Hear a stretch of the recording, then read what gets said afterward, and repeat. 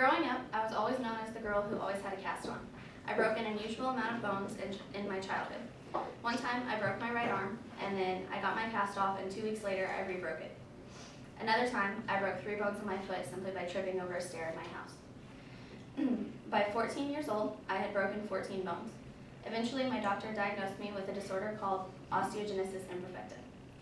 Osteogenesis imperfecta is a genetic disease characterized by brittle bones. The severity of the disease depends on the type. Luckily enough, I have type 1, which is the least severe type. However, there are other types where you're confined to a wheelchair your whole life, or you even die early. There is no set treatment for any of the types. However, precautions can be taken for symptoms and complications. First, I would like to talk to you about the symptoms and complications. There are 2 types of symptoms, classic and then those that are attributed to more severe types. First, I would like to talk to you about the classic symptoms. The first classic symptom is the most obvious sign of having osteogenesis imperfecta.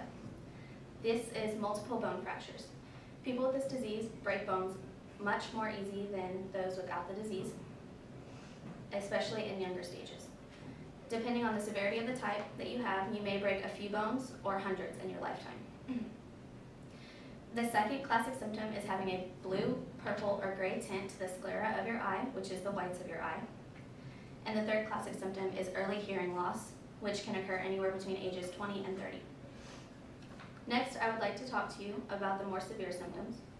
The first severe symptom is having bowed legs and arms. The second is a condition called scoliosis, which is an S-curved spine. And the third is a condition called kyphosis, which is also known as hunchback. Next, I would like to talk to you about the complications of having osteogenesis imperfecta. The first complication deals with collagen. Collagen is a major protein of the body's connective tissue and part of the framework which the bones are formed around. Some types cause improperly formed collagen, and others cause a lack of collagen altogether. The second complication is respiratory problems. These are caused by chest wall deformities. And the third complication is spinal cord and brainstem problems. As stated earlier in the speech, there's no set treatment. However, there can be precautions taken to help with the conditions. The first of these is a healthy lifestyle. You need to maintain a healthy weight, eat a nutritious and calcium-rich diet, and avoid smoking, alcohol, and caffeine because these things make bones more fragile. The second type of precaution you can take is biophosphates. These are drugs that treat osteoporosis and have been proven to help in osteogenesis imperfecta, especially in children.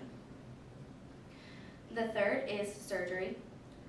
You can either have metal rods placed into the long bones of legs to reduce fractures, or have bracing, or reconstructive surgery might be a viable option, especially if you have bowed legs or spinal problems, because these affect the ability to walk. Although osteogenesis imperfecta is a little-known disease, 50,000 people in the United States are affected by it. I have told you about the symptoms and how to help with these symptoms, and now you know the basic information about a rare bone disease.